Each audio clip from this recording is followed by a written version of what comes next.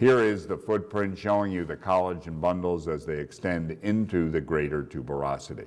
In my view, a much more important concept is when you describe these tears at the footprint to determine if they are concealed or not concealed. If you have a good arthroscopist and you have a tear that does in fact violate the articular surface, or one that violates the bursal surface, and that person's doing both arthroscopy and bursoscopy, this is a non-concealed tear. But if you have failure all within the footprint, not violating a surface, that is concealed. And we do add the word concealed when we think that it's a tear that may not be visible at the time of arthroscopy. So if we look at it, you could call this concealed interstitial delamination. Without question, there's something wrong here at the footprint, all right? You can see in both images a focus of high signal. That is not normal. This is a space with fluid. This is a tear, but it's an intrasubstance tear that might not be detected at the time of arthroscopy, and hence we will indicate in our report that this tear may be concealed at the time of arthroscopy. How important these are, we could debate. But when you look at the bottom one, you have actually gotten rid of a significant number of collagen bundles. Now, maybe on careful probing, this will become evident to the orthopedic surgeon, but it may not. So that is what concealed looks like. It is these concealed tears in older people that leads to the occurrence of small cystic lesions in the greater tuberosity. And so although the literature says that in many of these there is no tendon tear, I personally think that in most of them there is a tear, but it is often concealed. And I can't tell you how many cadavers we find this in. When we section cadavers, we see many examples just like this. That's a tear in the tendon, and you can see it extends down into the bone. This is a lot like the intraosseous ganglion cyst that we see around the knee when you have cystic degeneration of the anterior cruciate ligament, or the ganglion cysts that occur beneath the root ligaments, the meniscal root ligaments, or the ganglion cysts that occur in the wrist when you have problems with the interosseous ligaments. That's the same thing. This is a delamination that's extending along the collagen into the subjacent bone, and you will see these cysts. I'm not saying every cyst in the greater tuberosity is associated with a tear, but I think a lot are. So just to finish up with these lesions, rim rent, as described in the orthopedic literature, stands for avulsion involving the articular fiber supraspinatus, usually exposing a sulcus between the tendon and cartilage, often failing to heal. The people who describe pasta called it, and you'll note how the term comes, I've put in white the letters that make up pasta, partial articular supraspinatus tendon avulsion that affects the inner margin, exposing an enlarged sulcus. Now, I don't see any difference here. I think a pasta lesion and a rimlet lesion are exactly the same.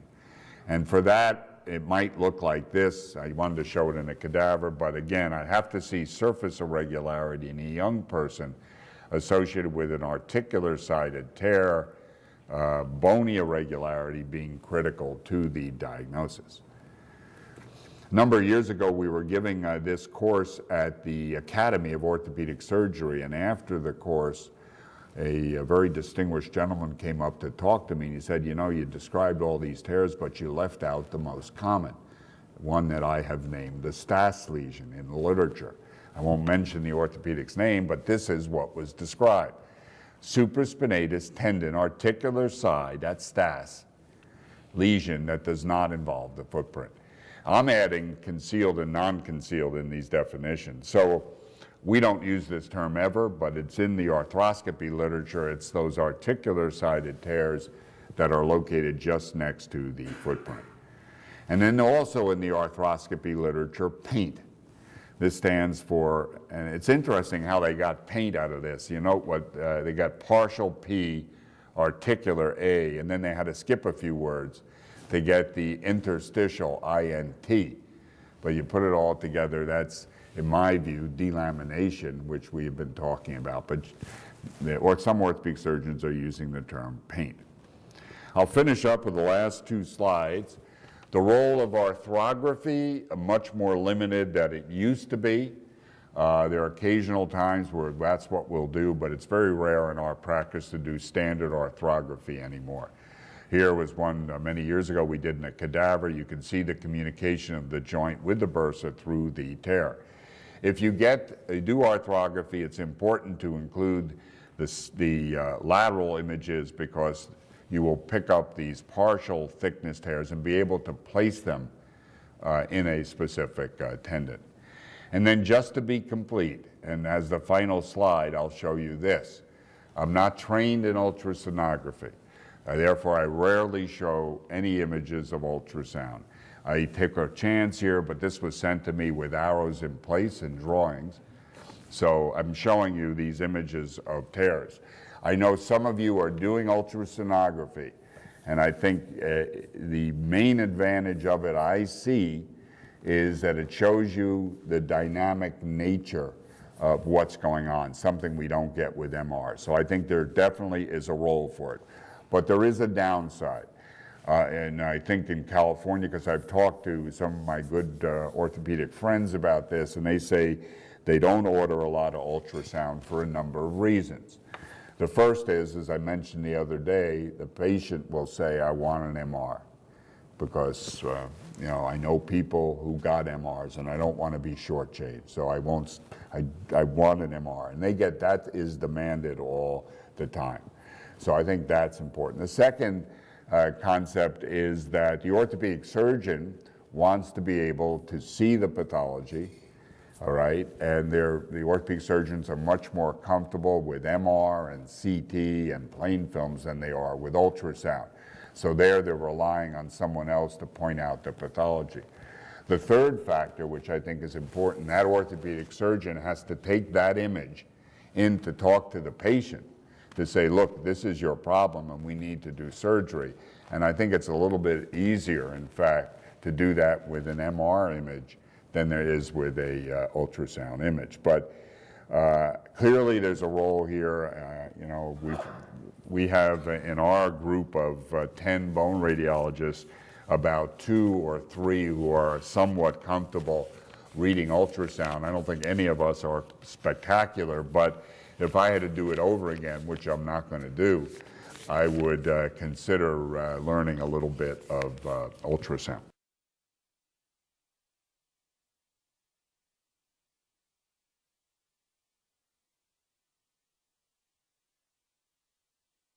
So the extensor mechanism is a part we really haven't touched on yet when we talked about the knee, and this refers to the anterior knee components, and the components include soft tissue portions, the quadriceps, the patellar retinaculum, and the patellar tendon, and then the osseous components of the patella and the tibial tuberosity.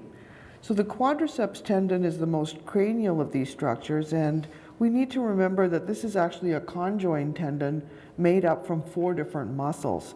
So because it's a conjoined tendon, its normal appearance on MR is going to be that of longitudinal laminations between these different tendon layers. It inserts along the anterior half of the patella. Here we can see the laminated appearance of the quadriceps. Some of the fibers of the most superficial components, which are the rectus femoris, continue over the front of the patella and then blend in with the fibers of the patellar tendon below. In order to understand the anatomy, we're going to look at some images taken from the Visible Human Project going from cranial to caudal. Left is medial. And you can see here that the rectus femoris muscle is the first one to actually form a tendon. And this tendon forms many centimeters above the knee joint, so the myotendinous junction of the rectus is not typically included on any of our MR studies.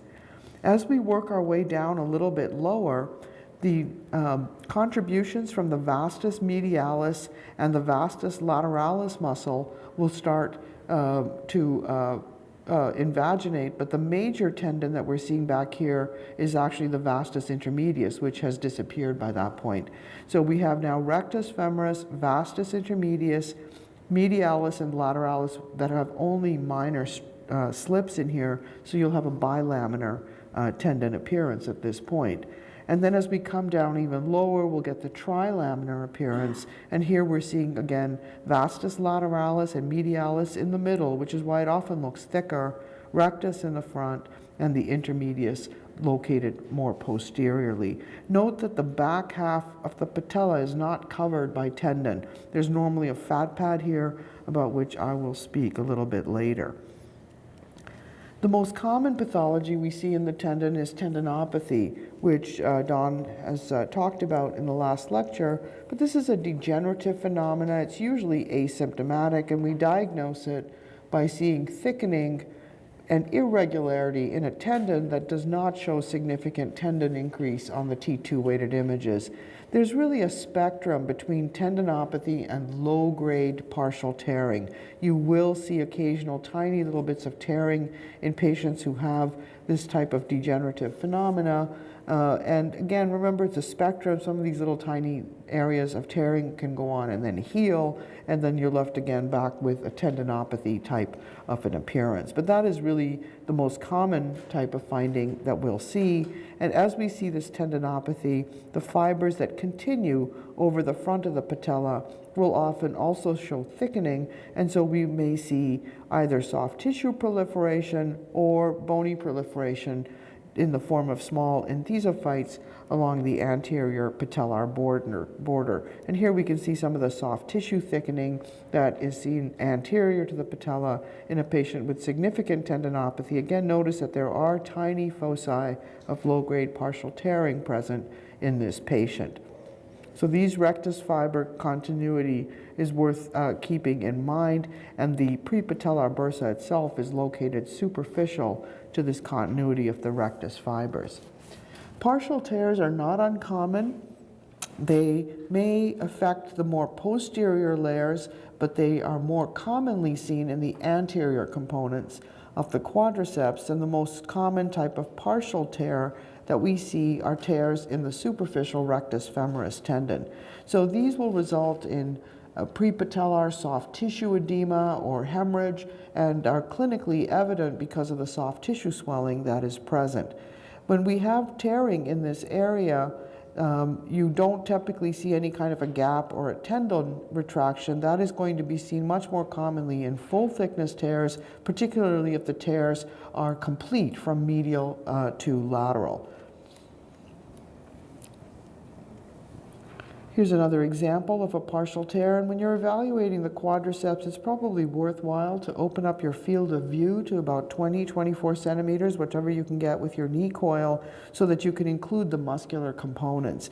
Because we can see the gap reasonably well on standard small field of view imaging of the knee, but if the tendon is retracted a great deal proximally, you're going to miss the torn end of the tendon and not be able to see what the gap is, and it's hard to assess the muscle quality of the quadriceps musculature on a standard small field of view study. So a large field of view examination is really helpful, and here we can see that the only component of the quadriceps that remains intact is the intermedius, and that the rectus, medialis, and lateralis components are all torn and avulsed and retracted proximally.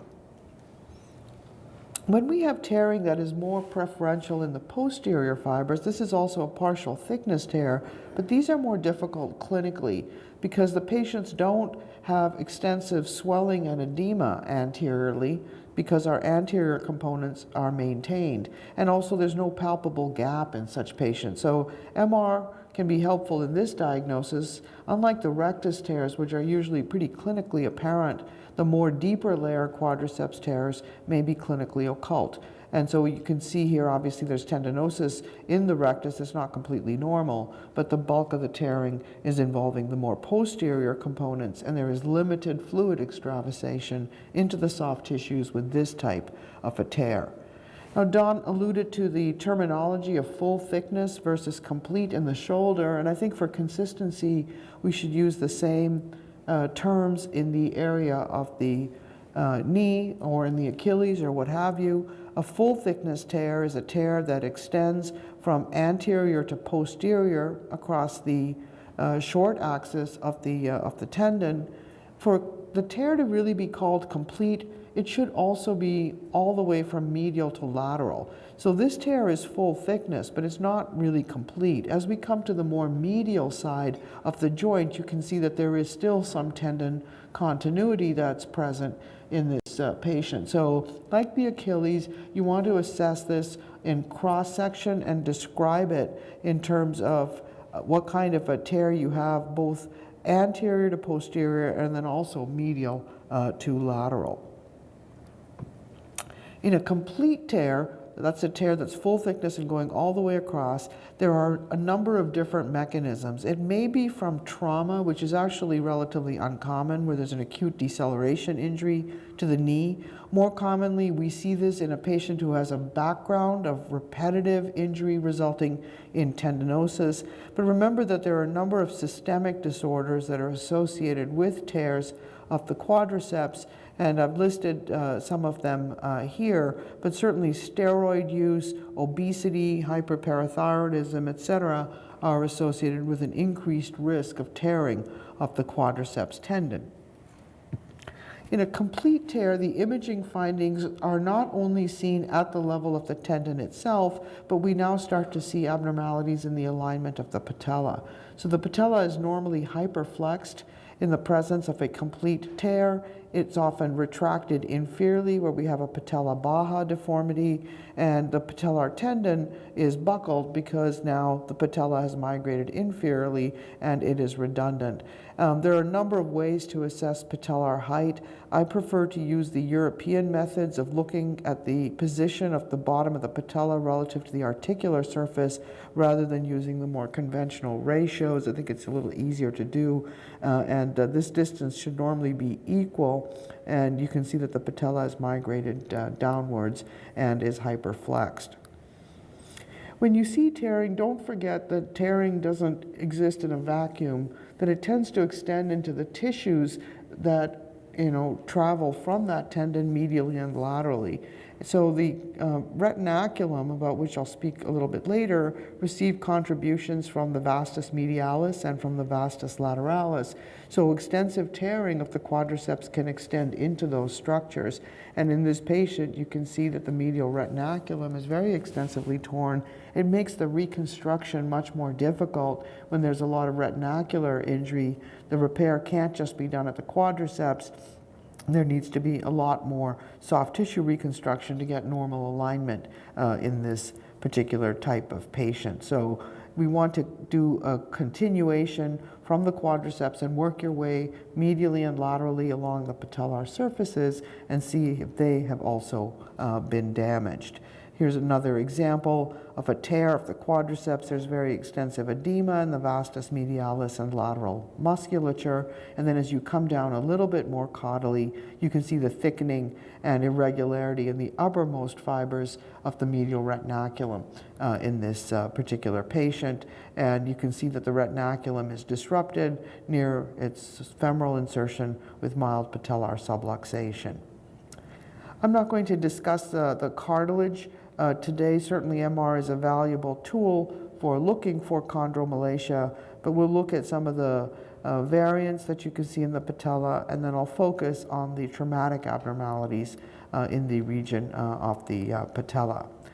You should all be aware of the bipartite patella. There's some argument about whether this is a normal congenital variant or if it's a developmental abnormality related to excessive stress. But in any case, when we see this type of finding, we should look at it and decide that we're, first of all, not dealing with a fracture, and we can do so by noting its characteristic position at the superolateral patellar border and by noting that the borders are corticated, they interdigitate, there's no significant edema.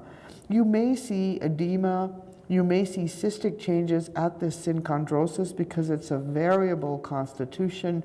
It's not always a solid, fibrocartilaginous coalition, and patients can have symptoms at that area. So if you see a lot of cysts in here, a lot of bone marrow edema, I would certainly describe that, because hypermobile bipartite patellae can result in significant symptomatology and pain, even in the adult.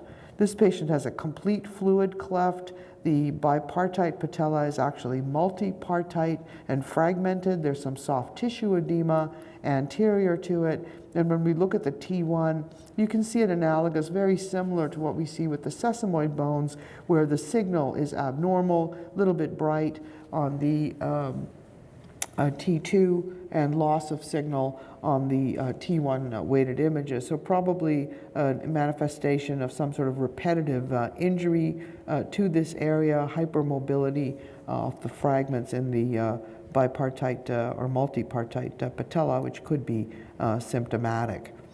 There are reports also in the literature that patients who have problems with a bipartite patella may have pathology in the vastus lateralis fibers as they insert onto this ossicle. And you can see thickening, which I think is very nonspecific in the vastus lateralis. But if you see fluid tracking along it, certainly this is not going to be normal. We can see little bits of fluid actually within the vastus lateralis tendon. All again manifestations perhaps of a chronic overuse syndrome or chronic repetitive stress leading to excessive tension on the lateral side that may be either a cause of this bipartite patella or simply associated with it. The relative of the bipartite patella is the dorsal defect. In this type of lesion, we don't have a full thickness defect through the bone. Instead, we have a partial thickness defect.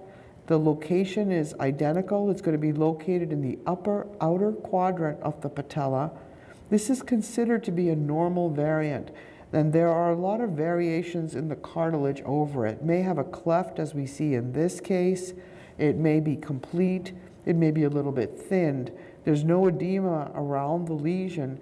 And this is a different lesion than what you would expect with an osteochondritis dissecans, which is located more lower on the patella and usually around the level of the median ridge. I suspect some of these are symptomatic. In patients with a lot of degenerative disease, probably you can have a fissure with cystic changes that simulates this kind of an appearance, but an isolated defect in a young person in the upper outer quadrant is considered to be a normal variant.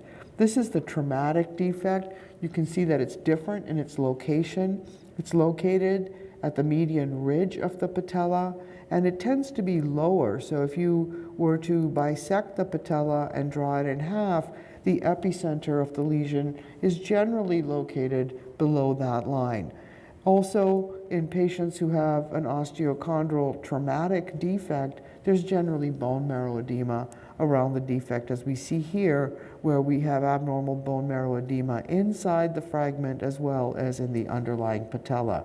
And this can be from just a direct fall with impaction on the trochlea, or occasionally we may see this as a shearing injury related to a patellar dislocation.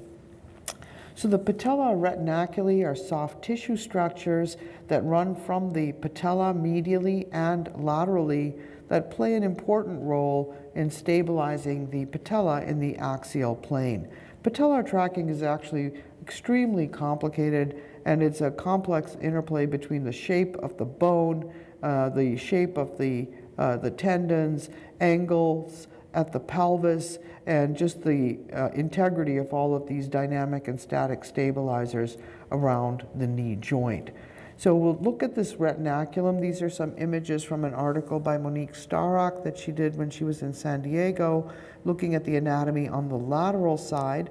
And on the lateral side, most of us just refer to this entire structure as the lateral retinaculum, but there are actually distinct bands of tissue that can be seen at least histologically, though they're hard to separate out on MR imaging. It's normal for it to have sort of a laminated appearance because there are multiple layers of tissue at this lateral retinaculum, and it can be fairly thick. Notice that it does not show any significant insertions high up onto the bone, and that's totally normal. So don't worry if you don't see it coming and touching down onto the area of the femur.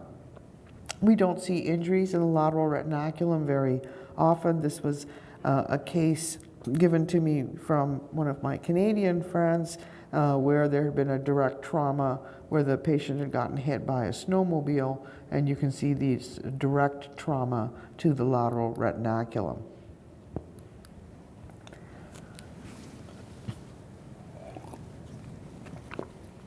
This area of the lateral retinaculum does get thickened and edematous in patients who have this so-called lateral tension syndrome. I alluded to this when I was talking about the bipartite because some people feel that it's the cause for the bipartite, but we can see this with just a normally shaped patella where there's a lot of thickening in the lateral retinaculum. There may be edema around it. You can see there are cystic changes and bone marrow edema seen at that lateral patellar pole. So this is generally seen in patients who are really physically active. They often have associated patellar subluxation. It doesn't have to be present, but do make sure that you look at it and it's nice and smooth and that you don't have edema near its insertion site. In this patient, we can also see a little bit of edema in the Hoffa's fat pad, also suggestive that there's probably some patellar tracking dysfunction that's going on. And here you can see this area of thickening and the cystic changes in edema. There's the edema in the Hoffa fat pad indicating some sort of a maltracking disorder. For patellar tracking at our institution, we prefer to use computed tomography rather than MR because it enables you to do the examination in multiple positions. You can do these several angles on radiographs, but the trouble with the radiographs is they're usually in too much flexion, and so really CT allows you to do the patients in that 10 to 20 degree flexion, which is the ideal position to be assessing their retinaculum. And there are lots of different angles and measurements that are described for looking at patellar alignment. One thing that I think MR is helpful for is obviously that you can see the cartilage and the retinacular integrity, but as far as seeing the bony morphology, for looking at bony deformities such as trochlear dysplasia, as we see in this patient with this prominent bump on the lateral side. This has been classified by de Jour as the different morphologies of the trochlea, with this being the worst configuration with this prominent promontory. You can see those kind of changes, but again, the ability to do the multiple positions really gives you some advantage on CT, and at least at this time, doing 3D modeling to help the surgeons plan how to do osteoplasties is a lot easier to do with the computed tomography as we see here. I want to point out this little nipple in this patient with very prominent trochlear dysplasia.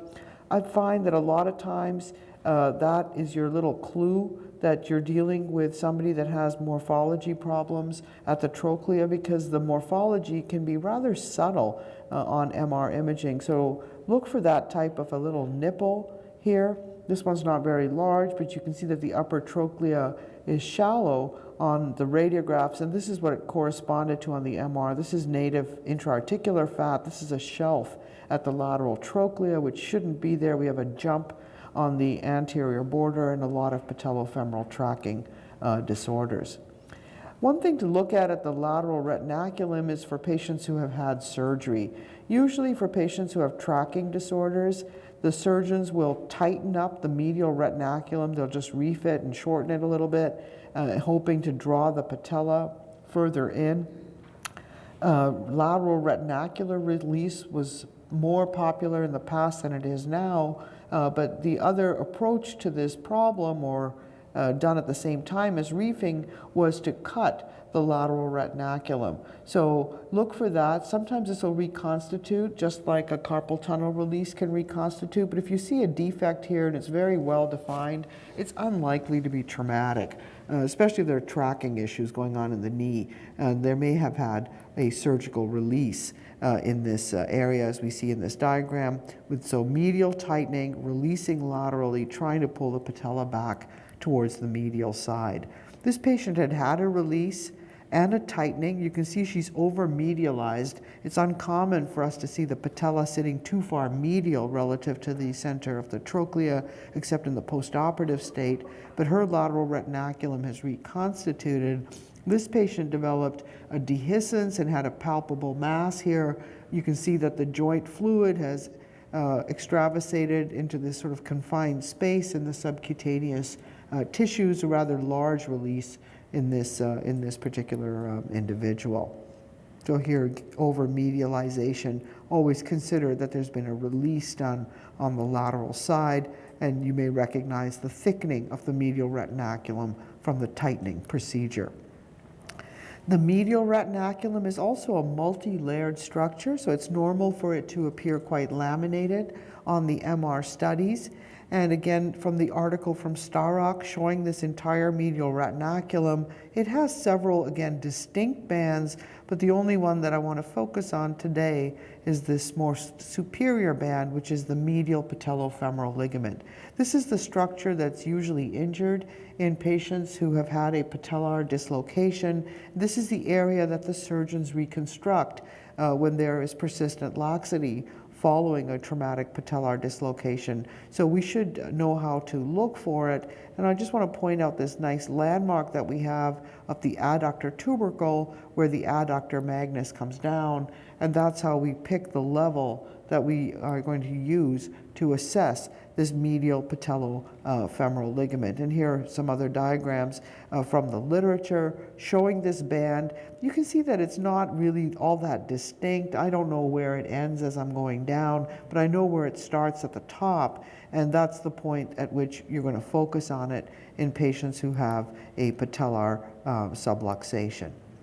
So this medial patellofemoral ligament was actually first described as a separate structure not that long ago by Warren, who's written a lot of really brilliant stuff about the medial side of the joint. It is not always present. In his cadaveric studies, he didn't see a distinct structure in 10 to 20% of patients. And again, it is a rather difficult area to visualize with MR imaging as a discrete band of tissue.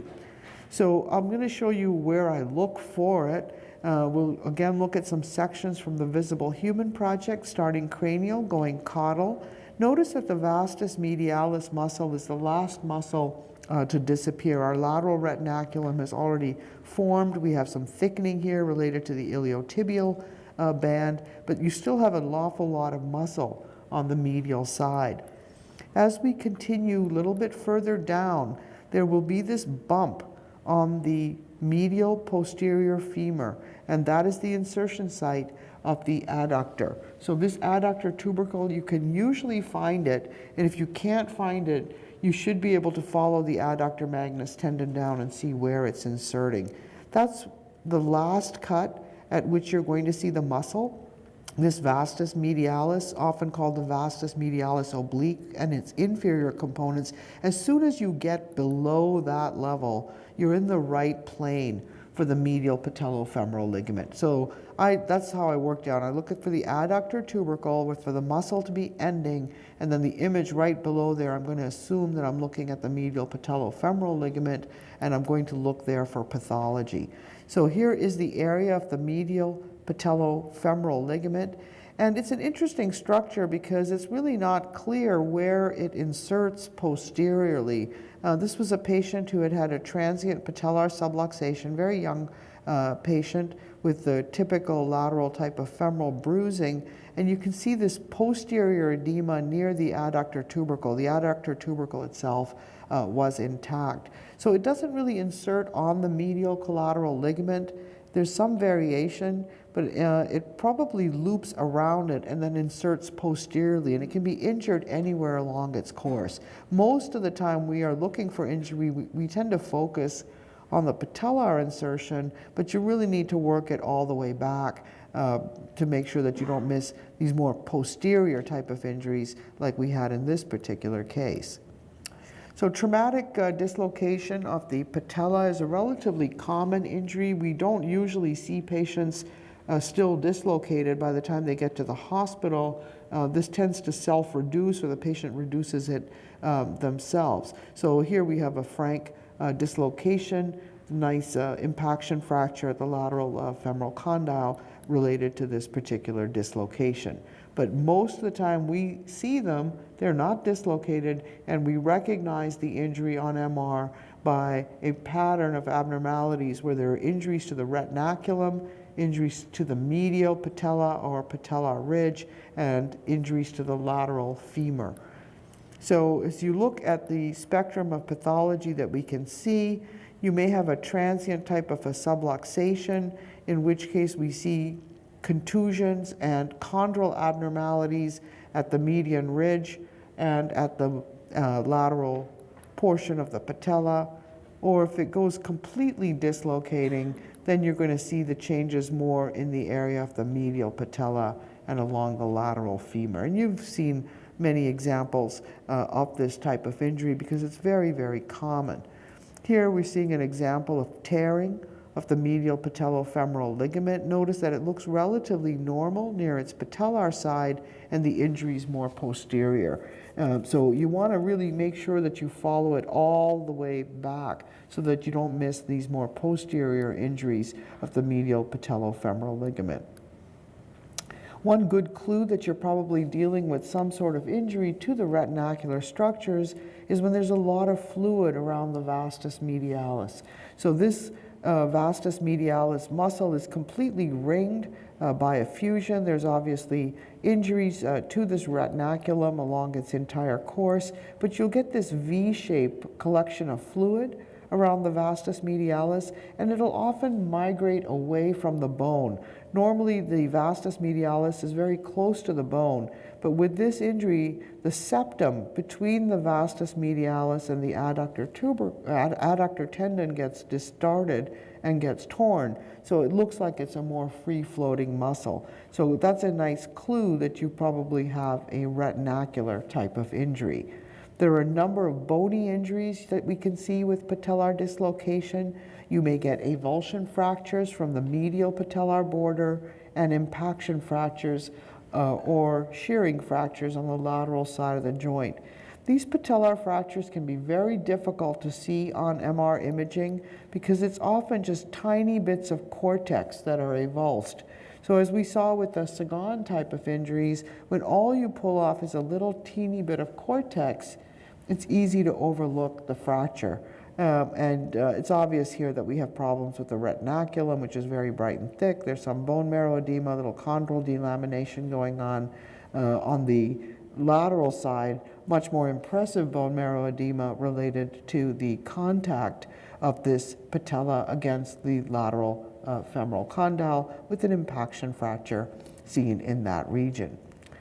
These are some images from an article by Tim Sanders who described the same type of thing that I've been showing you, but until I read his article, I really wasn't that cognizant of these small osteochondral fractures that you could see at the lateral femoral condyle in patients with transient patellar subluxation. I used to focus on the axials and look along the lateral border for edema, and on the coronals and look for edema that was higher than you'd expect with the standard MCL. But these little cartilage lesions are tough to see, and I think they're usually best seen actually on the sagittal images where we don't tend to pay a lot of attention. The axial images are perfectly good for the osteochondral injuries that we see at the median ridge of the patella. Note this patient's got a very flat, deformed upper trochlea, putting her at risk for developing patellar subluxation. These are the chondral type of injuries that Tim Sanders described in his article, and they're actually quite common if you look for them. On the sagittal images, there's often a considerable degree of edema in this region, which is helpful, but just over the anterior horn of the lateral meniscus, we can see this sort of cortical discontinuity. It's a little tough on the coronals figuring out exactly what's going on, but here you can see that the cartilage and the bone is missing over a good centimeter region, and then it's your job to try to figure out if the fragment is in situ, rotated as it is in this piece, or migrated, and it can migrate a great distance and be found floating, anywhere in the joint.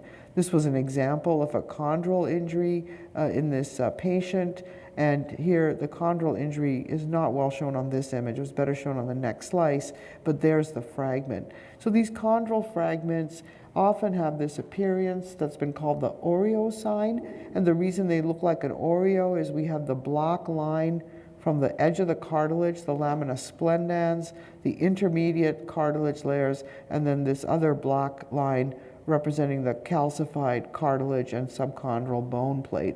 So this appearance of an Oreo cookie is what you're looking for in somebody who's got an osteochondral fracture. And here we can see the osteochondral lesion a little bit better on this slice, and you can see the edema. And somebody pointed out to me, I don't know who it was, but they pointed out that the fragment is often at the posterior margin of the edema. That doesn't always work, but if you can't find the fragment, try to focus on the more posterior portions of the ephemeral edema. There's a lot of spectrum, obviously, of cartilage injury we can get with a patellar dislocation. This patient has very extensive damage to the lateral trochlear cartilage, and we have some delamination going on where the cartilage is separated from the underlying bone, as well as obvious damage to the smooth natural chondral surface that should be seen in this region. We'll move now to the patellar tendon. So the patellar tendon is usually a fairly homogeneous structure. You may see some gray signal as a normal finding, particularly near its upper posterior border. You may see tendinosis quite commonly. If the knee is a little bit flexed, it tends to be straight, but when your knee is in hyperextension, as it often is for MR, it is normal to see buckling through the patellar tendon. It's normally about less than 6 centimeters in length, and it's normally about 6 millimeters or so thick. And there are a number of different ways for looking at its alignment. This is the standard method that's used, which is the Insel-Salvati type method, where we do an oblique plane through the patella, compare the length to the patellar tendon. You'll notice that there are some differences in plain film and MR measurements. Okay, so I don't think you can just use the normal plain film rule. So I think you're probably better off eyeballing it a little bit. But this was some work from Ted Miller, who did MR tendon patella ratios, found that they were normally about equal, and they could go up to about 1.2 for the tendon versus the bone, and then beyond that, he considered that to be abnormal. I mentioned some of the other methods that are used for looking at patellar height. The standard Insel-Salvati and the modified Insel-Salvati rely on identifying the tibial tubercle and then comparing the distance either of the oblique, which is the standard method, or of the chondral surface with this line. The more European methods use the articular surface, and I particularly like these. I think that sometimes, you know, it's a little bit difficult to figure out on a plain film exactly where the patellar tendon is ending, and it makes more sense. This makes more sense to me than worrying about where the tibial tubercle is. And the ratios are roughly about equal if you look at the articular surface versus dropping down to that particular margin.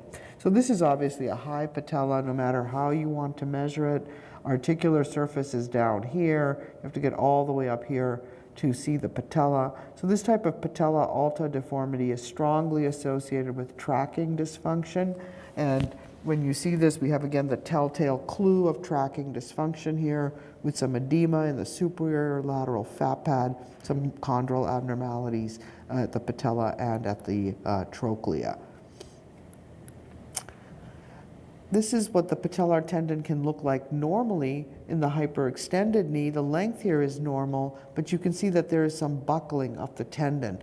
And this buckling is due to its redundancy in the extended position, and so we'll see graying. Sometimes it's hard for us to sort out tendinosis from magic angle artifact, especially at the ends of tendons. A lot of tendons flare when they come to their insertion sites. But both of those abnormalities can be seen on T1 and proton density weighted images, but they're going to go away on T2. It probably doesn't matter if you call it tendinosis or magic angle, but I don't like to call tendinosis in really young people. So I like to see actual real caliber changes where it's enlarged or irregular before I'll call tendinosis. Now, the injuries that take place along the spectrum of this patellar tendon, there are osseous injuries at both sides and then the intratendinous pathology. This is what you see in young kids. Remember, the tendon is very strong. It's not going to be the failure point. The bone, specifically the physeal region, is the area at risk.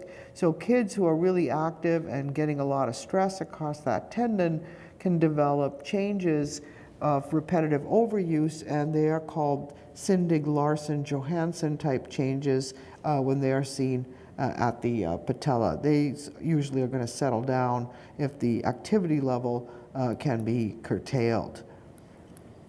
That's a much less serious injury than the traumatic injuries that we see at the bottom of the patella. And this is an avulsion injury where not only is the bottom of the patella pulled off, but the periosteum along the anterior patella is pulled off. And this is referred to as a periosteal sleeve injury.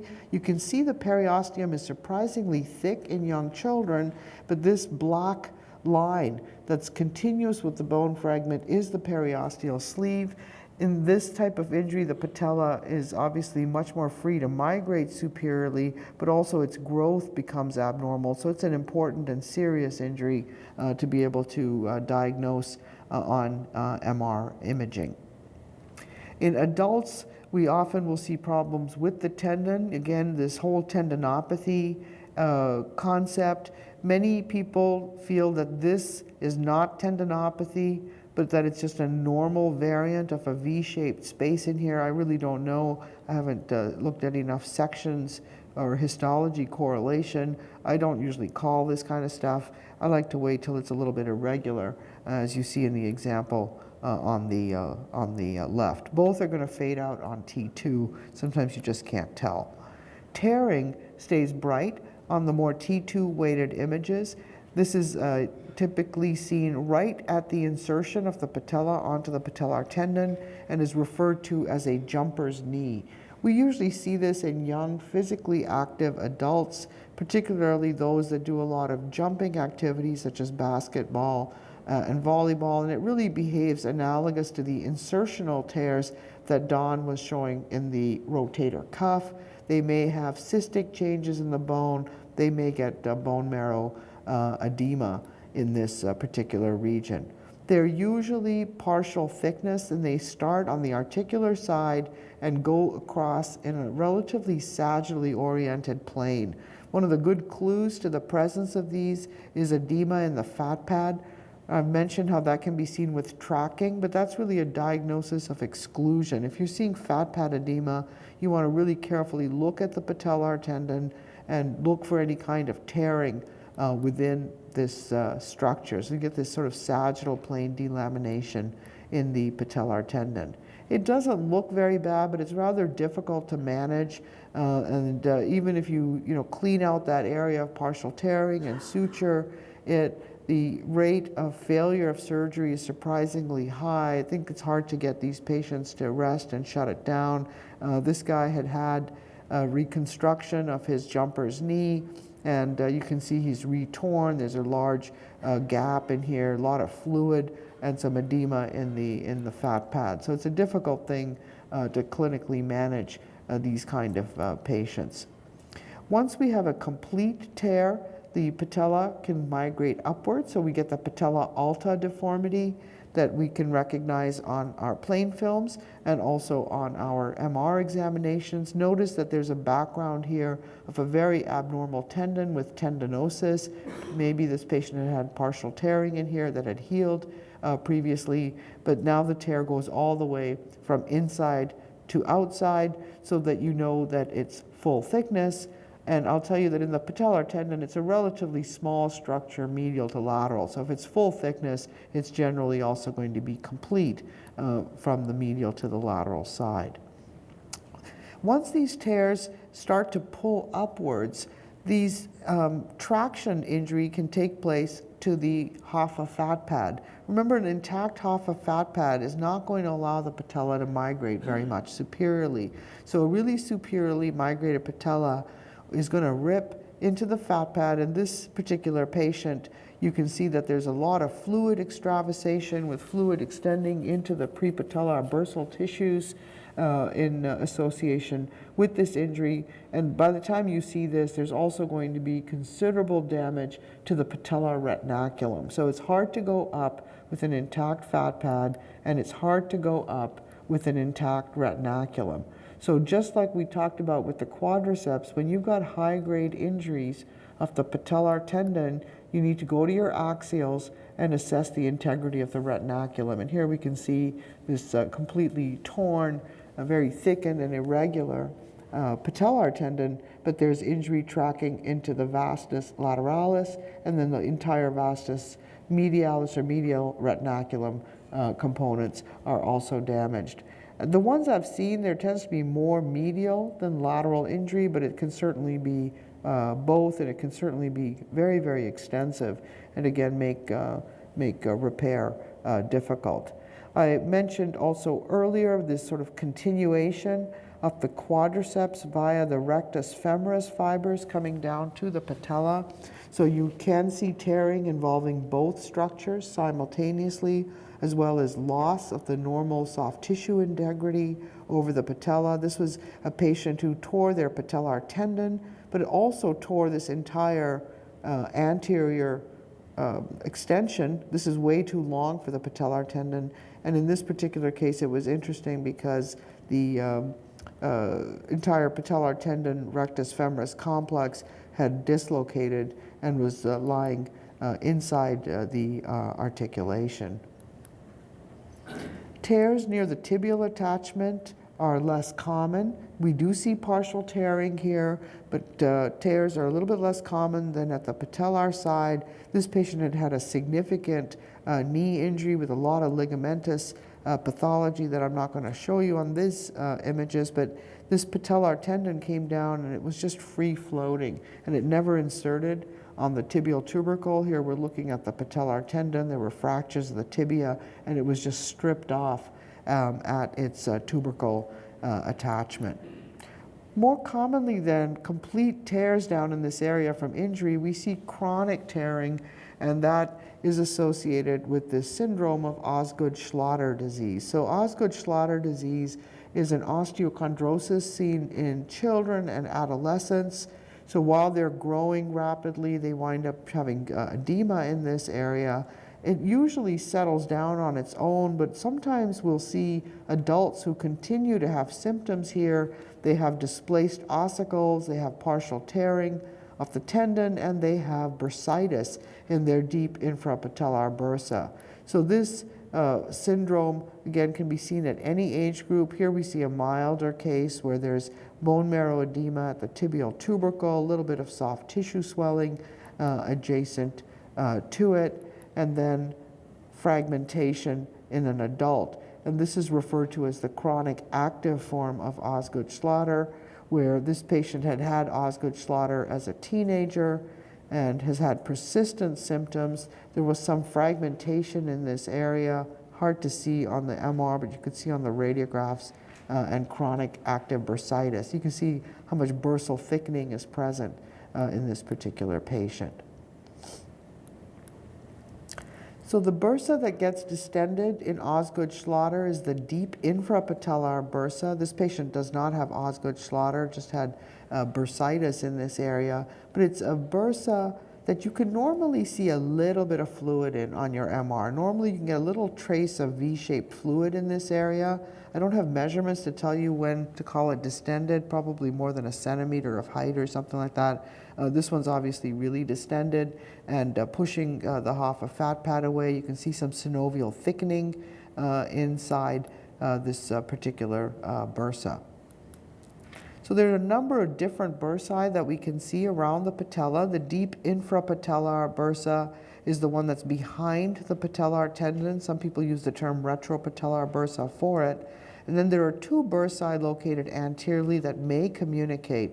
There's a superficial prepatellar bursa right in front of the patella, and then there's an infrapatellar bursa, also superficial, that is anterior to the patellar tendon. And we can see bursitis in these in patients from repetitive overuse type of problems or from any cause for an inflammatory synovitis, similar to what would cause a synovitis within the joint. They can get really big and they're often hemorrhagic because it's so superficial and it's easily traumatized. So this is a chronic hemorrhagic bursitis, and we know it's hemorrhagic because there are multiple blood fluid levels that are present within it. Notice again the sort of thickening of the underlying tissues around the area of the patella. There's actually a number of different potential spaces in front of the patella that are quite difficult to sort out. These are this image is taken from an article by Dye and JBJS. This is some work from Don's lab looking at these different layers. But there are actually a number of different potential places where fluid can accumulate, and a number of different aponeurotic planes derived from the quadriceps musculature that can get thickened in this region. So it's not always easy to sort out what exactly is going on, but you will see patellar enthesophytes, and you'll see lots of soft tissue thickening in here in patients who have chronic repetitive injury to their prepatellar soft tissues. This is a superficial infrapatellar bursa distension. Notice that it is continuing up onto the patella. They can have septi within them. This is a rather classic Mercedes-Benz appearance in the infrapatellar bursa. And again, most of the ones we see are related to mechanical problems with overuse and repetitive kneeling on the knee joint.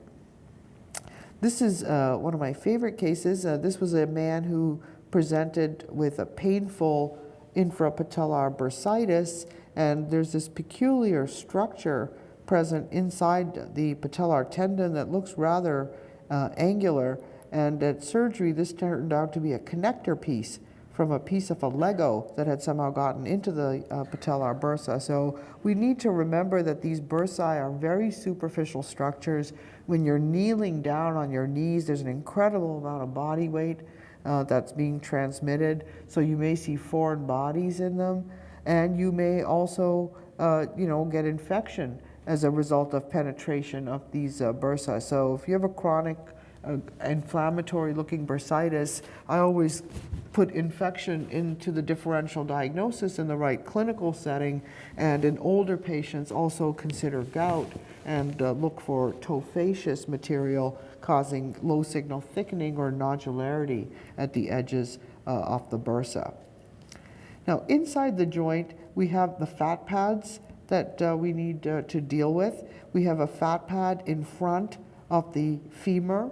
We have a fat pad behind the quadriceps, and we have the largest of the fat pads, which is the infrapatellar fat pad, or the fat pad that was called Hoffa's fat pad.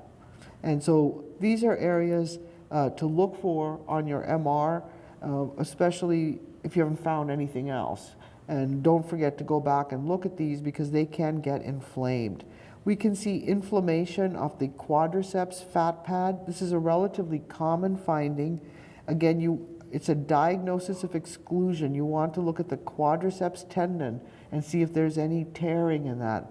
That can be very difficult when you have longitudinal intrasubstance tearing, because remember, some laminae in this are normal, but these are very bright laminae and there are way too many of them.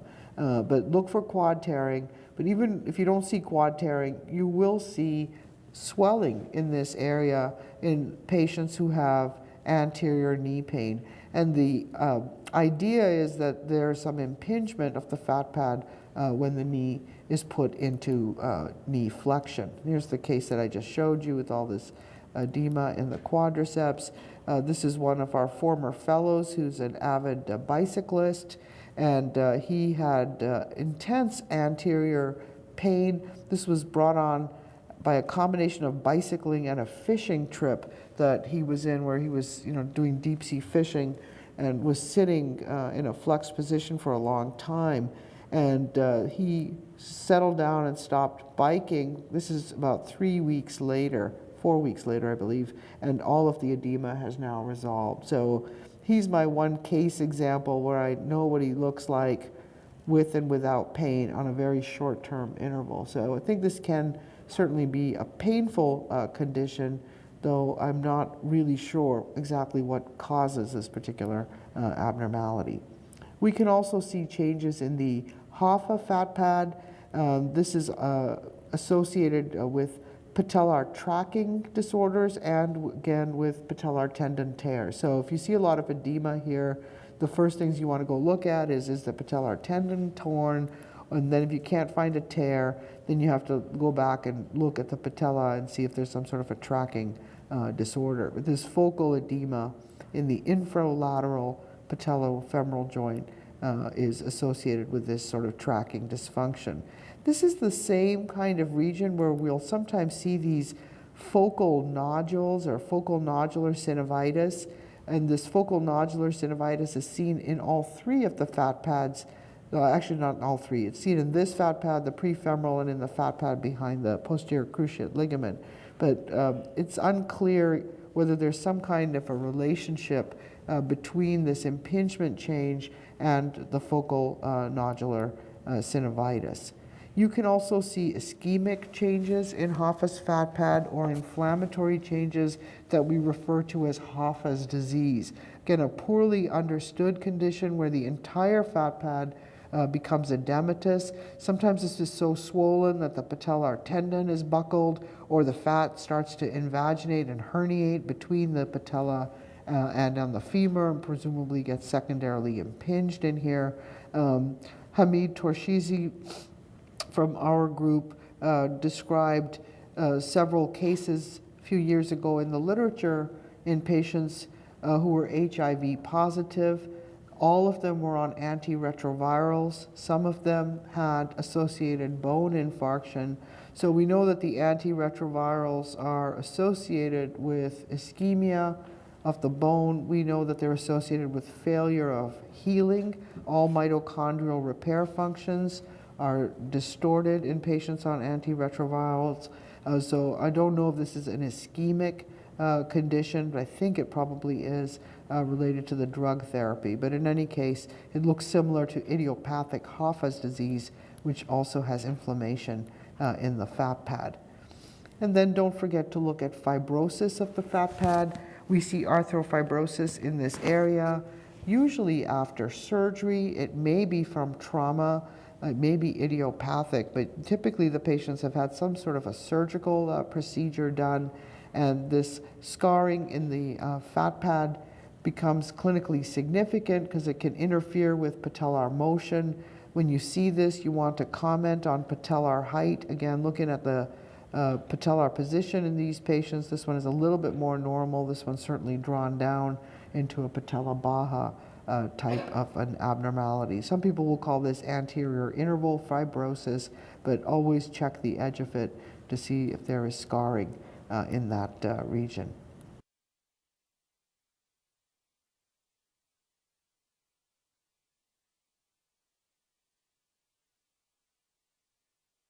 But what we're going to do is cover a few things regarding the shoulder that we really haven't touched on in great detail.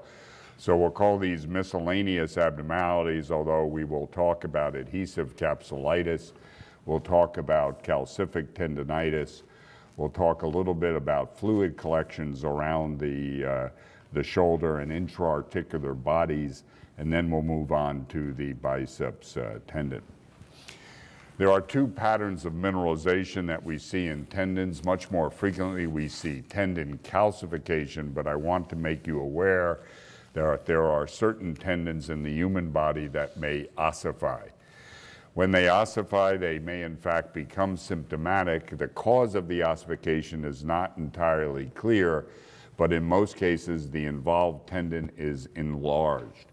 So it suggests there's underlying degeneration, perhaps a history of injury, and in some cases there has been prior surgery. The tendons that demonstrate this ossification most commonly, the Achilles tendon, the quadriceps tendon, and the patellar tendon. When I read about tendon ossification, I found out that it is normal in certain creatures, particularly birds. And I came across this wood creeper. And in the internet, I found, in fact, that this wood creeper has normal ossification in the tendons about the jaw. And in fact, that gives him the power. I don't know if it's a him or a her, but it gives the bird the power to do all the pecking and pick off pieces of wood, etc. So it can be a normal and functional component in certain creatures. But when we see it in humans, and here I show you 3 examples of what it looks like in the Achilles tendon, it is abnormal. The most dramatic example I've ever seen is shown in the left slide and left image, and here it looked like there was even a fracture through the area of ossification. In the next image, you can see a focal area of marrow signal representing ossification within a thickened segment of the Achilles tendon, and then the third case with 2 images shows you diffuse ossification. I have talked to a couple orthopedic surgeons who have operated on these tendons, the Achilles tendon, and they've indicated that it is a very difficult operation to do, to go in and try to remove these pieces of bone. But I guess they felt functionally it was important. So this sort of condition, and again, you'll see it most commonly in the Achilles tendon, is important to note. Of related interest, we have seen similar patterns of ossification in the plantar fascia of the foot. I have fewer cases of that, but that is another site at which this pattern may be seen. One further example, this was a patient who had long-standing tendinosis and had a more acute injury that led to this full thickness tear of the Achilles tendon. It was of interest, in fact, that there were ossific fragments within that abnormal Achilles. The first thing I would do in a case like this would be to look down here to see if there's a parent site for that ossification, in that this might be an avulsion fracture. I mention that as a phenomenon that we see, particularly in the diabetic patient, unusual avulsion fractures, but in this particular case, we did not find a site, a donor site for the ossification, so I imagine that it was present prior to the tearing of the tendon. Now, a much more important subject probably than tendon ossification is tendon calcification. So let me say a few words about it and point out a couple of things that maybe you do not know about this. Although this is described throughout the body and certainly is a well-known cause of pain wherever you see it, it can be asymptomatic. So part of your job when you see calcification might be to decide whether or not it is the cause of the patient's clinical picture.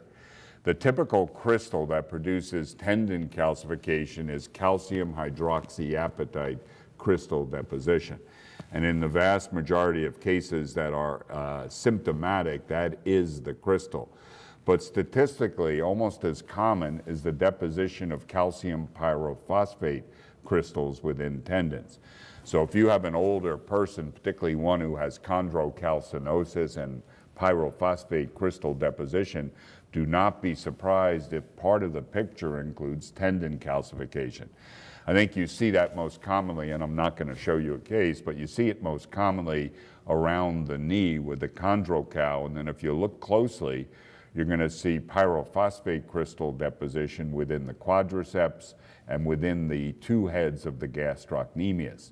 Whether or not that leads to problems later on with tearing of those tendons, I'm not sure. As a general rule on a plain film, if the calcification is delicate and linear, it is pyrophosphate crystal deposition, whether or not you see the chondrocalcinosis to help you. The hydroxyapatite crystal deposition produces more globular, rounded foci, as you see here.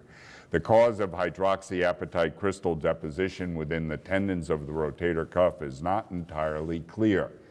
Generally, we feel it probably relates to dystrophic calcification of areas of tendinosis. And I can tell you, since I trained on the East Coast and now practice on the West Coast, it is far more common on the West Coast than we ever saw it on the East Coast. So this is a regular diagnosis that we make, certainly by plain film. Now, sometimes we have to discover it for the first time on an MR because we don't have the plain film to help us.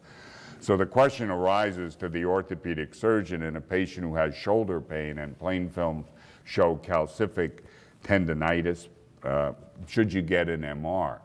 And that's a difficult question to answer. If you think, in fact, that the calcium is the likely cause of the shoulder problems, then I don't think you need an MR.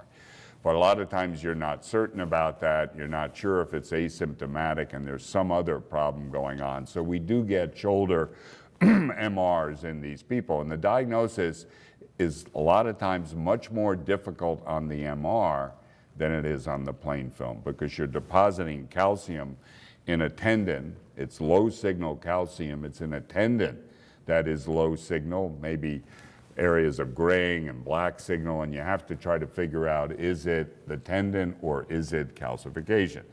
If it looks circular, that's a good clue, because most of these deposits look circular. So you can detect them on MR, but it is a lot easier. The typical tendon that is involved is in fact the supraspinatus tendon, statistically, but any tendon around the shoulder may be involved. In general, with one exception, the calcification occurs near the footprint. The exception is in the biceps tendon, where the calcification, I think, more frequently is at the myotendinous junction of the long head along the shaft of the humerus, rather than up at the glenoid. So that is a bit of an exception. But otherwise, in fact, we look for these at the footprint. Now, one of the benefits of MR in a patient who has shoulder pain and calcification on a plain film is it allows the orthopedic surgeon to determine if it's the calcium that's symptomatic or if, in fact, something else is going on. In general, when we talk about deposition, it begins in the tendon. And in my view, when it's discrete like this, and there's no surrounding inflammatory reaction, it is likely not the cause of the symptoms. I also believe strongly that in most cases, the pain of calcific tendinitis relates to the movement of the calcium, as I will show you. And there are 3 patterns of movement of this calcification within the tendon. One of the patterns of movement is extrusion. Extrusion, and typically we think of it as subbursal or intrabursal in location. Now, we're usually talking about the supraspinatus tendon or infraspinatus, but this calcium may extrude from the surface of the tendon beneath the floor of the bursa, or acutely may be displaced into the bursa itself. An MR in those cases will show you the reaction, the bursitis, the edema that tells you this is symptomatic. The 2 images on your left show you another example of extrusion, this one from the subscapularis. The calcium is anterior to the tendon. This is either within the bursa or beneath the bursa, and look at all the inflammatory reaction. So this is angry looking, and I think because of that, you can justify saying it is probably the cause of the patient's symptoms. So that is one pattern of migration. The second pattern of migration, which I think now is pretty well recognized by most radiologists, is intraosseous penetration. And we've seen this again most typically with the supraspinatus and the infraspinatus tendons, where the calcium migrates into the greater tuberosity. In this particular case, you can see in the bottom left and bottom right images the extraosseous calcium, and in the top 2 images you can see the calcium within the tuberosity, and look at the inflammatory reaction that is associated with it. This is extremely painful, all right? It will go away, the edema and the calcification, but it takes time. And to prove that point, this was an interesting case actually involving a friend of mine who is a very good bone radiologist. And he developed shoulder pain, and you can see on the plain film on the top left that he saw, in fact, this density within his greater tuberosity and ignored, I guess, the fact that there was a little calcium in the tendon. He went ahead and got the CT, and which is the top right image, and also MR, and he looked at it and he was certain that he had a chondroblastoma. And in fact, he sent me the images, and fortunately I'd already seen cases like this, so it wasn't a very difficult diagnosis to make. The pain that he had was incredible, all right? And he wasn't convinced when I told him I thought this was simply hydroxyapatite. So over the next 2 months, he had approximately 10 more examinations, CT and MR, as he traced this day by day to see what was going on. And it did go away. I don't have those images to show you. The edema went away, the pain went away, so that was dissolution of the initial chondroblastoma, I guess, that we had watched. So be aware of this particular problem. The third pattern of migration of the calcium is not so common and is not well recognized, and that is along the tendon to the myotendinous junction. And here's an example of what it looks like. Here, the calcium in the supraspinatus has extended probably along a delaminating tear to reach the myotendinous junction, and look at the reaction that has occurred within that muscle. Now, I suspect that the tear was there, or I can't say that. Maybe the calcium created the tear, I'm not sure. But that brings us to the subject of the likelihood of tearing of a rotator cuff tendon in the presence of calcification. When I trained, our fancy imaging technique was arthrography, and we did a lot of shoulder arthrography. And we always would get a plain film prior to doing the arthrogram. And if on the plain film, in a patient with shoulder pain, we saw calcium, we canceled the arthrogram, because the belief back then was there was a reverse relationship between tearing of the tendon and calcification within it. And that was the thought for years and years. You'll find a lot of literature on that. Well, probably the likelihood of tearing is less because you at least have one possible cause of the shoulder pain, and that's the calcium. Nowadays, it's thought that there probably isn't an increased risk, but at least there's the normal risk of getting tendon tears and calcification together. So maybe these areas are extending along the tears. Here's another one, pretty dramatic. Now, this one doesn't have as much inflammatory reaction, but you can see how it is extending along a delaminating tear of the supraspinatus tendon. Has anybody seen these? And you can make the diagnosis on plain films if you have serial films, because you see the calcification disappearing. Here's another one. And this is in the subscapularis. You can see the plain film showing you the calcification. We didn't have exams at different times, but this looks like it's extending along the route of tendon tearing. So that's the third pattern of migration that I would mention, and these, I think, can be symptomatic. So I think the role of MR imaging in this calcium is perhaps to point out the inflammatory reaction that explains the pain. There are a few reports of the role of intravenous gadolinium in cases of calcification to point out that inflammation as well, but we don't routinely use it. The second general condition that I will talk about will be adhesive capsulitis.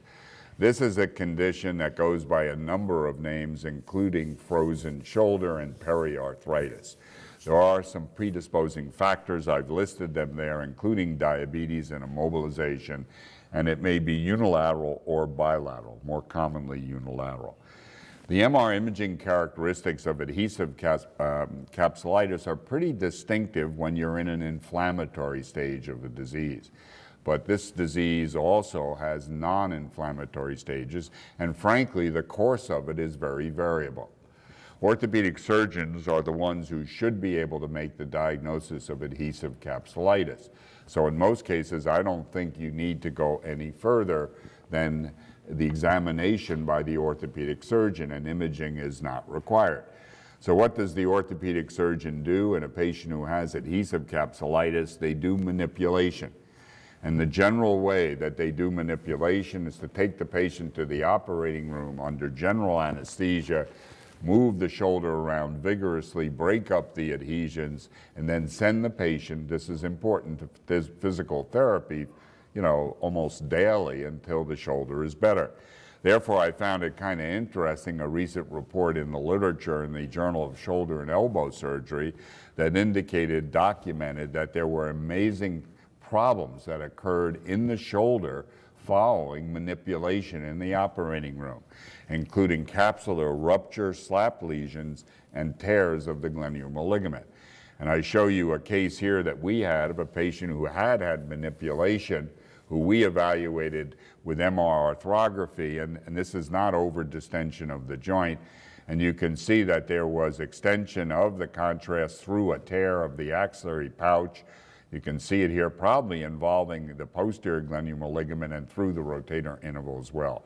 And one point about the rotator interval, I'm not sure it's going to be in the slides, that if you use the rotator interval approach to do your arthrogram, you're going to get contrast material within the rotator interval. But in this case, we felt it probably related to the manipulation.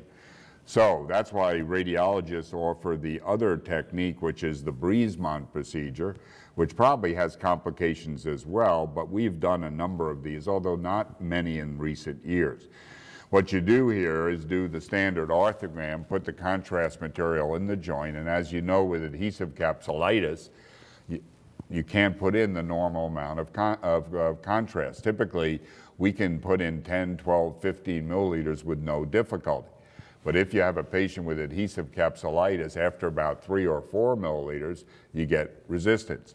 There are two reasons for that. One is that maybe you have a piece of cartilage in your needle that's not allowing you to inject anymore. So to establish that's not the reason, you usually take your hand off the plunger, and if there is increased pressure in the joint, the contrast goes back into the syringe. So you establish the diagnosis by that inability to inject more, and then your job is to slowly, and I emphasize slowly, distend the joint. You don't have to do it with contrast agent, it can be saline and anesthetic, but you want to distend the joint. And we will do that, and that is called the Briesmann procedure, and you continue to do that until there is extravasation of the contrast agent and fluid, and all of a sudden it's very easy to keep on injecting. You do it slowly. This usually takes 20, 30 minutes, all right? So it's almost like doing surgery, I guess, but you have to do it slowly. You don't want to rupture the joint right away, and you break up those adhesions, you put in some anesthetic as well, and then you send the patient for physical therapy just as you would do if you were doing surgical manipulation. And the other important thing you do is you use a plastic syringe, not a glass syringe. And you don't do the procedure yourself, you send in a fellow or resident to do the procedure, because this is not easy, and this shows you the mark you get on your hand as you keep pushing on this syringe to try to get more and more fluid into the joint. So that's why we have a large fellowship program, because we use them for things like this. So this is the Briesmann procedure. Probably some of you have done it. It is an alternative to manipulation in the operating room. I would imagine we could get some of the same problems that have been apparently documented following surgical manipulation by doing this, but I think it can be successful. We did a bunch of these, and sometimes the patients would come back for a second, third time, so you make a friend because it's someone you'll see perhaps over and over again. On MR imaging and adhesive capsulitis, we're looking first for fibrosis in specific areas. And one of the areas that we look for thickening of the capsule and fibrosis is the area of the rotator interval. This has been well documented in the orthopedic literature. This is one of the target sites, but it is not the only target site. You will find fibrosis deep to the subscapularis and around the posterior aspect of the glenoid. So it's more of a generalized pattern of fibrosis that you're looking for. But you look at the rotator interval. And another finding, although not common, relates to the fact that in adhesive capsulitis, the biceps tendon rubs against the top of the humerus, and you'll get this focal edema within the humeral head. Remember, I showed you an example of a slap fracture that occurred in this same area, and I wondered if it related to the nearby biceps. Here is the biceps, there's the edema, there's all the thickening of the capsule, so this is indeed adhesive capsulitis. Now, if the patient has an inflammatory stage of this process, you will see it on fluid-sensitive sequences as abnormal high signal. The image on your left shows you such signal in the rotator interval, and on your right you can see the pattern of edema and inflammation involving the area of the rotator interval. The other area that has been emphasized in our literature as a site, a target site in adhesive capsulitis is the axillary pouch. In fact, there are some articles that say you can measure the thickness of the axillary pouch right along the humeral neck, and if it's greater than 2 or 3 millimeters, it's abnormal. I find that difficult because I think the thickness in normal people can look pretty dramatic, and it changes depending on how far away from the body the humerus is. So as you adduct, that will look thicker. So I look more for the inflammatory reaction, as we did in this particular case, and you can see very dramatic changes around the axillary pouch. And here with gadolinium, which can be used when you're not certain, look at the highlighting of this fibrotic tissue. All of this in the axillary pouch, all of this is abnormal inflamed tissue, including the area of the rotator interval. And one more example with gadolinium, showing you dramatic enhancement of signal intensity in the area of the rotator interval, about the superior glenohumeral ligament, about the biceps tendon, and look at this nice picture in the axillary pouch. And of all the imaging planes that allows me to perhaps diagnose this best, it is the transverse imaging plane, and particularly that lower image on your right, where often the most evidence of adhesive capsulitis is found. So we can make the diagnosis. The next subject I'll touch upon very, very briefly is that of intra-articular bodies. In common with other joints in the body, what you get here to produce the intra-articular body is disintegration of the articular surface. So you get, in fact, cartilage or cartilage and bone together, or rarely bone alone. And that body may stay at its site of origin, be partially or completely displaced. When it is displaced, it becomes a loose or free body within the joint. I'm very much against calling every one of these a loose body, because most of them, or many of them, are not loose at all. They're embedded in the synovial membrane. So we call them intra-articular bodies unless we know they are loose. If they are loose in any joint, they will migrate around the joint and seek out normal recesses of the joint. And in the glenohumeral joint, there are 3 particular areas in which you will find these bodies most typically. The first is in that subscapular recess, which is the finger-like diverticulum, mainly beneath the subscapularis tendon that lies in front of the scapula. The second is in the dependent axillary pouch between the anterior and posterior bands of the inferior glenohumeral ligament complex. And the third is in the tendon sheath that surrounds the long head of the biceps within the bicipital groove. Now, clearly they can occur elsewhere, but these are 3 places that you need to look. And I can tell you, if you don't remember the subscapular recess, you'll make the same mistake that I have made, particularly in one occasion I remember well. It looked like this. It's not the same case. It was an older man who had carcinoma of the prostate. And being well trained, I called this a sclerotic metastasis of the scapula, which it was not. And in fact, in that case, and in the case I'm showing you, what we were looking at was a large body within that subscapular recess that was projected over the scapula on a frontal radiograph, simulating osteoblastic metastasis. So that's why I now remember this as a site of these intra-articular bodies. I never miss one of them, all right? I have missed carcinoma of the prostate metastatic to the scapula, though, because I've called it intra-articular bodies. So you do pay a price to knowing that they lodge here. This is what they look like around the bicipital tendon sheath. These can be numerous, they can be large, as shown here, and they will look like a double biceps tendon sometimes. We'll talk more about double biceps tendon in a few minutes. So this is bodies in the joint.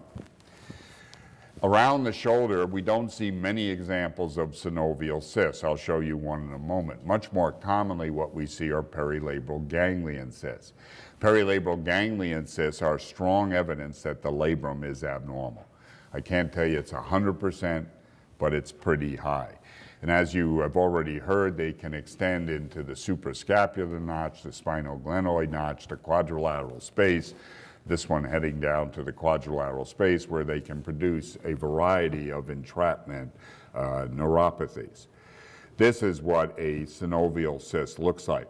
The question came up, and I don't know if I mentioned this, what's the difference between a ganglion cyst and a synovial cyst? And I agree with the comments of the faculty that probably not much difference, but I have my own definition of them. In my view, a ganglion cyst does not communicate with a joint lumen. It communicates with a tendon sheath, a ligament, a meniscus, or what have you. And a synovial cyst communicates with a joint lumen. This is a synovial cyst that's communicating with a rheumatoid joint. The problem you get into with that is, what do you do with a meniscal cyst that communicates through the meniscus into the joint? Is that a ganglion cyst or is that a synovial cyst? And I can't answer that.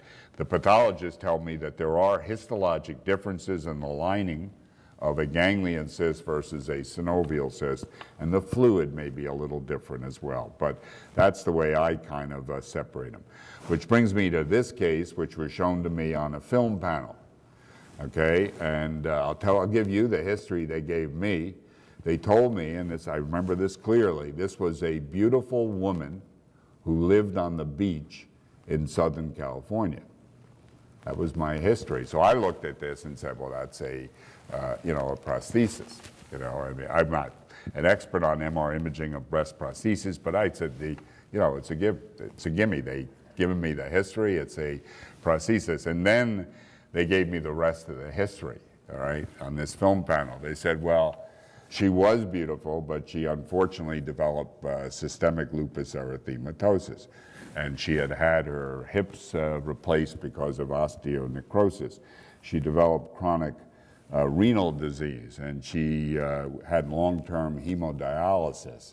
And in fact, when you looked at her shoulder, which I then was given later, it was destroyed by amyloid arthropathy of the shoulder. So this is a synovial cyst dissecting along the anterior chest wall that actually had fistulized and was draining amyloid to the skin surface. I didn't do well on that case. In fact, honestly, I didn't do well on any of the cases they showed me that day, but that is a synovial cyst.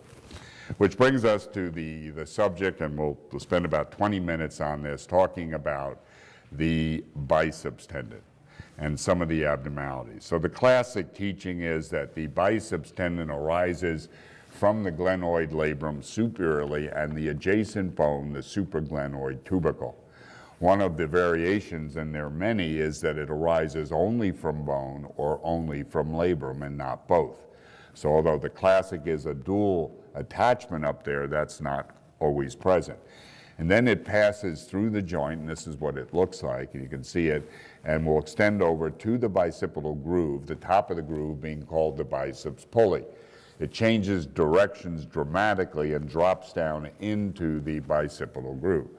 When you look at the biceps tendon histologically, it is said that the intra-articular portion is called a traction zone, and it has tendon pathology, and the sliding zone, that part kind of in contact with the humerus, has fibrocartilage. But keep in mind that what's in the joint varies with the position of the arm, and so I don't know exactly where this transition occurs. Now, the next bit of anatomy may surprise the orthopedic surgeons here, maybe not, but it sometimes does. Not this part where you can examine the biceps tendon by pulling on it at the time of arthroscopy to be able to visualize otherwise invisible lesions within the bicipital groove. But what is surprising about this anatomy, this is not sitting in the joint. This is a intracapsular extrasynovial structure. And I talk to orthopedic surgeons about this, and they say, well, it can't be, I see it so well. Well, the reason you see it so well is that that synovium that surrounds it is very, very thin and delicate and transparent. So in the vast majority of cases, this is, in fact, extrasynovial. And that explains a couple of things. Number one, when you have fluid in the joint, why the fluid doesn't leak out of the bottom of the tendon sheath. All right, it would if, in fact, this were an intrasynovial. And it explains also why you frequently see these little lines, particularly in the bicipital groove. This is the synovium that is going around the biceps tendon. And in fact, there have been some very nice articles, a recent one in the Journal of Shoulder and Elbow Surgery, that have talked about the migration of the biceps tendon during development, originating in most of us between the capsule and synovium, and then usually ending up like this or this, where it is attached to the synovium by these little thin areas of synovium. So it's extrasynovial. You can see the diagram on the bottom because in some cases it actually is not attached to the capsule, it lies in the joint, but still it has a surrounding synovial membrane. So it is intracapsular and it is extrasynovial. Now there are some anomalous insertions. I mentioned one already. Here's another one. This was in a cadaver. These are 2 MR images. They show you the biceps tendon and it disappeared into the capsule. And we could not trace it all the way to the glenoid. We were able to operate and dissect this cadaver, and there is the biceps tendon, and as far as we could trace it, over toward the glenoid, but it never made it to the glenoid. So sometimes the tendon does not attach to the glenoid, but rather to something else, like the joint capsule. But that isn't too tricky. What is tricky is this. In a significant number of people, there is more than one biceps tendon. And we are seeing this now more and more. There is a second tendon, typically elongated and flattened, lying in front of the biceps tendon in the bicipital groove. And this creates diagnostic problems because it looks, in some cases, not so much here, as a split tear of the biceps tendon. And so you will call it that when in fact it isn't. And I'll show you how you can kind of tell the difference sometimes. One thing is most of the split tears I've seen of the biceps tendon are oriented mainly in an antero-posterior direction, whereas this interface between an accessory tendon and a normal is sometimes medial lateral in orientation. That might help you. But the other thing that helps you, I think, is you've got to trace this upward. And if it's a split tendon, that tendon, both shadows, will curve toward the glenoid. But when in fact is arising from somewhere else, and it's usually from the superior capsule or the supraspinatus tendon, it looks like this. So here you can see the axial images, second case, there is where it originated, and you can follow it down as this little dot becoming bigger as we go down. And you can see how it would be easy to call that a split tear of the biceps tendon. The yellow arrows are showing you the course that we saw in the sagittal plane. Now I'd like to tell you I find this easy, the differentiation. I do not. There are other problems diagnosing split tears of the biceps tendon. You have vessels within the groove right next to it, and they will also look like a piece of the biceps tendon. So I think we overdiagnose tears of the biceps tendon. This brings us to the rotator interval, which is this space located between the supraspinatus, SP in that drawing, and the subscapularis, SB. This space, shown in that by the yellow blanket there, extends medially from the level of the coracoid process over to the top of the bicipital groove, the pulley area. Now in this drawing, which I took from the literature, this is the transverse humeral ligament. More about that ligament in a moment. but classically described as a ligament that goes between the greater and lesser tuberosities and in fact covers the biceps tendon. This interval houses the coracohumeral ligament, the superior glenohumeral ligament, and the biceps. And here you can see, in fact, this interval capsule between the supraspinatus and the subscapularis, and I show you the biceps and superior glenohumeral ligament within it. We pointed out some of the anatomy of these ligaments. The coracohumeral ligament is a critical ligament for us. We see it best in the sagittal plane, as shown at the bottom, running from the coracoid over to the humerus, although you often see it on a sagittal image like this where there isn't much humerus, okay, because it's a partial volume effect.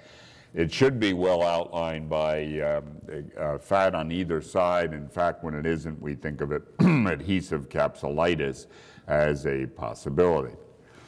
Now, there can be tears of the capsular tissue and synovial tissue within the rotator interval. And it was argued for a long time whether these are significant, and I'll bet it's still argued, although I think there's increasing evidence that the rotator interval is a stabilizer of the glenohumeral joint. And so having tears of it, in fact, where you have, as you see here, communication between the joint and the bursa through the rotator interval probably is a significant observation to make. This is not an easy diagnosis, and in our experience, MR arthrography helps. You inject the joint, the bursa fills. So your next thing is a search pattern where you look at each of the tendons of the rotator cuff. You find nothing. Then you should go back to the rotator interval. And the easiest way to find it is just trace the biceps tendon in all of your imaging planes, because it is swinging through the rotator interval. And if you see the communication is around the biceps tendon, it is most likely within the rotator interval. Now, one other point, I thought I had another slide, I don't here, but the point I would make is if you do a rotator interval injection, you will get that communication. If there's been previous arthroscopy, at least temporarily following the surgery, you will have a communication there if a scope was placed through the rotator interval. Now we move on to this complex subject, which will be kind of the next 10 or 15 minutes, and that is the stability of the biceps tendon. And the structures that provide stability of the biceps tendon vary according to what particular part you are looking at. Are you looking at the rotator interval? Are you looking at the bicipital groove? It appears that in the rotator interval and near the pulley, there are three main structures that produce stability. We'll go into detail about them. The subscapularis tendon, the coracohumeral ligament, and the superior glenohumeral ligament. And as you get lower down in the bicipital groove, there are other things, including the pectoralis major tendon, that will become important.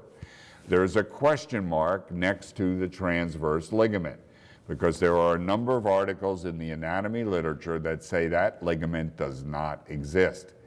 Now, the orthopedic surgeons here would argue, I think, that there's clearly tissue that goes over the biceps tendon in this area, so there's got to be something, and there is something, and I'll tell you what the other theory is in a few minutes. If you don't have a transverse ligament, you must have something else in that area. This is a beautiful picture taken from a shoulder book, and it shows you the relationship of the biceps tendon, the coracohumeral ligament, and the superior glenohumeral ligament as you trace it by section through the joint. So the biceps tendon comes out from its attachment over to the area of the pulley. Above it, shown in black, is the coracohumeral ligament. We'll look in more detail about it. And then approaching it from an anterior aspect and curving underneath the tendon is the superior glenohumeral ligament. So if that is the case, and it's been shown anatomically it is, we can see why those two ligaments are stabilizers of the biceps tendon as we reach the groove. So let's go ahead and take a section right through there, and we'll start with this drawing. We'll change it in a little bit, but this is kind of what it looks like. The biceps, the coracohumeral ligament above, the superior glenohumeral ligament below, the greater and lesser tuberosity, the biceps sitting between them. So we see right away how those ligaments may stabilize the biceps tendon in the area of the pulley. Here are some beautiful drawings done by Stadnik, a radiologist, and he's given me a whole bunch of beautiful drawings. These are done by computer. He's showing you here on the bottom drawing the biceps and a representation of the coracohumeral ligament and the superior glenohumeral ligament here. So the coracohumeral above, the superior glenohumeral ligament below, and then you see this tissue crossing between the greater and lesser tuberosities. So if we go ahead and add to our diagram, attaching to the lesser tuberosity, in large part the subscapularis tendon, and attaching to the greater tuberosity, the supraspinatus tendon can be seen. If we go ahead and do a coronal section, as we did here in a cadaver, I've labeled that, and you can see that if you ignore the supraspinatus, SST, and ignore the subscapularis, SSCT, and you find the biceps, you will see considerable tissue around the biceps tendon as it approaches the pulley. Those are the limbs, we'll call them the medial and lateral limbs of the coracohumeral and superior glenohumeral ligaments. We did some anatomy and histology looking at the biceps tendon. This is a number of years ago, and I don't think we ever published this, but when we looked at the anatomy, we always found something in front of the biceps tendon, and we often found something below the biceps tendon as it crossed from the as it went into the groove, so tissue both above and below it. But when we looked at this histologically, the tissue was tendon. It was not ligament. So there appear to be tendinous fibers that cross superficial to the biceps tendon and deep to the biceps tendon at the level of the pulley. And also taken from those dissections, this is what the superior glenohumeral ligament and coracohumeral ligament look like as the biceps approaches the pulley where it's going to dive down. That is the tissue. So because of that, we're going to have to go ahead and add some things to our drawing. So here now is that drawing. I've changed it a little bit. We have the coracohumeral ligament above, the superior glenohumeral ligament below, the biceps tendon in the middle, the greater and lesser tuberosities, and the supraspinatus and subscapularis. We will add now those tendinous fibers, both above and below that biceps tendon. There's evidence probably that the supraspinatus and the subscapularis contribute to these tendinous fibers. I can't tell you which is more important. I personally have always regarded the superficial fibers as coming from the subscapularis, but I have no proof of that. But this is my mental picture of the biceps tendon at the pulley at the top of the bicipital groove. So we're going to use this picture as we move forward into some complicated stuff. All right, everybody is oriented? You got the picture. Okay. There are two major restraints to medial dislocation of the biceps tendon. The medial limbs of the coracohumeral and superior glenohumeral ligament and the subscapularis tendon. Those are the two major restraints to dislocation of the tendon at the pulley. Disruption of both the medial limbs and the subscapularis tendon is required for medial dislocation of the biceps tendon. Disruption of either the medial limbs or the subscapularis tendon allows medial subluxation of the biceps tendon.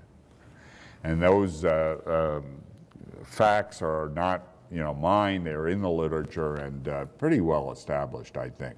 So that's the basic rationale here. If you do this, you will end up with 6 possible patterns of displacement. 2 patterns of subluxation, 2 patterns of extra-articular dislocation, and 2 patterns of intra-articular dislocation. The subluxations are hard to diagnose, okay? And I'll explain why in a moment. So I don't want you to get discouraged when I show you what I think are patterns of subluxation. Once you get to the dislocation patterns, then of course they're much easier to diagnose. So we're going to go and look at each of these 6 types. They're mentioned in the literature, sometimes with numbers. Sometimes we depend upon indirect findings, particularly if we have acute or recurrent displacement of the biceps. You will get edema over the area of the biceps pulley. So if in fact you see fluid or edema like this at the top of the groove in the area of the pulley, you want to look closely. Note I can't find any tissue going over the biceps tendon on these images. So that can be a secondary clue. Okay, so we'll look at the 2 very subtle ones. The first one we'll call type 1. It is a subluxation pattern. It occurs when there is a tear of the subscapularis tendon alone. So let me draw that in. There is a tear. Notice I made it a partial thickness tear, and I have some deep portion of the subscapularis tendon still attaching to the lesser tuberosity. Now what can happen if this is the only pathology is a distortion of those ligaments that allows a very subtle shift of the biceps tendon toward the lesser tuberosity. There are some orthopedic surgeons who have written that this is extremely common and being underdiagnosed because the tears of the subscapularis tendon are partial thickness and sometimes difficult to see. That is why I spent time before showing you the various tendinous fibers, zones 1 to 4 of the subscapularis, pointing out the importance of the very top of the tendon in stabilizing the biceps within the top of the groove.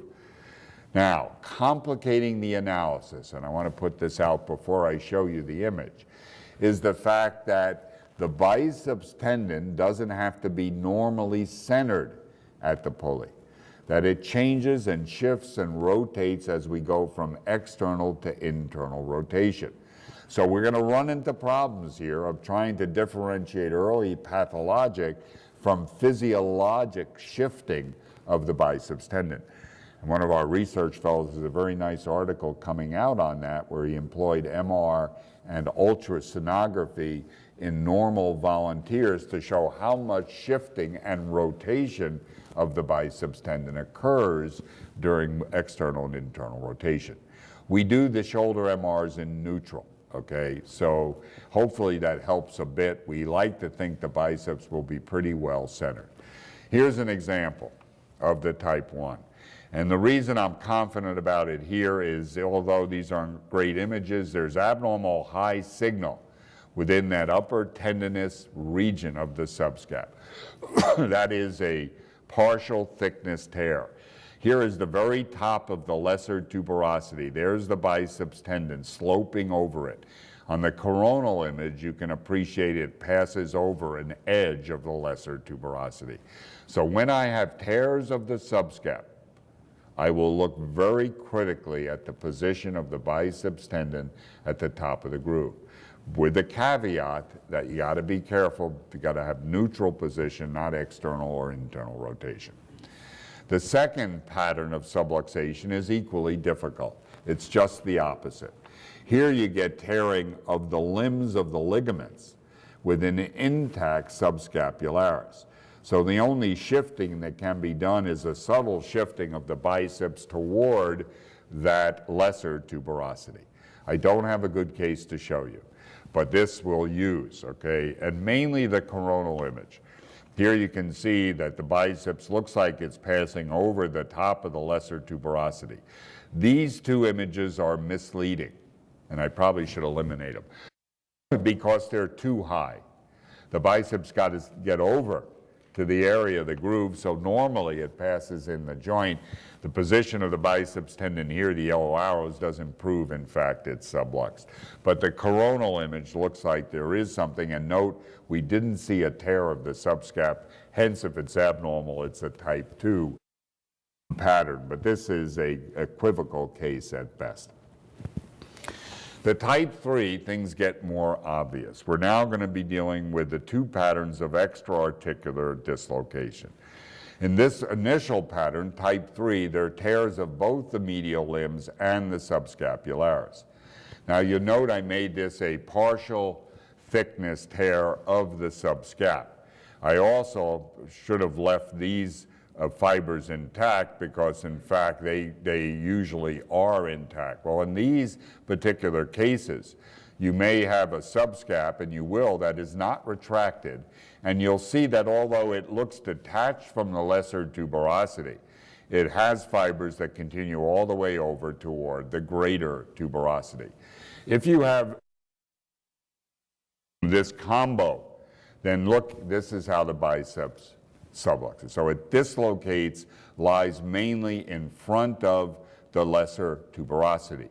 To go any further medial and be extra-articular, there's only one thing, and that would be a delaminated tear of the subscap that will allow the biceps to continue within the substance of the tendon. This is what it looks like diagrammatically and in an MR image. So here, you can see the subscap mechanism is intact over to the greater tuberosity. The fibers are detached from the lesser. The biceps can slide into that delaminated tear. It's extra-articular. Here it is. Here are some of the subscap fibers. Here are the others going all the way over to the greater tuberosity. This is a type 3 pattern. Here's another one.